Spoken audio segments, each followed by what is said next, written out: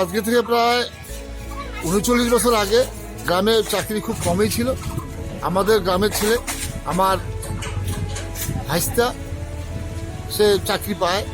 দীর্ঘ প্রায় 39 বছর চাকরি করার পর আমরা গ্রামের যারা মানুষ এবং গ্রামে তো চাকরি কমই হয়, সুতরাং আমরা খুব আনন্দিত এবং গর্বিত।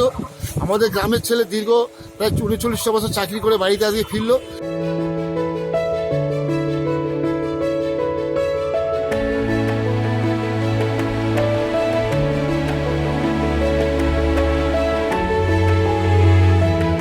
এই আয়োজন থেকে মনে করলাম আমি যে পুনর্জীবন আবার একটা আইলাম।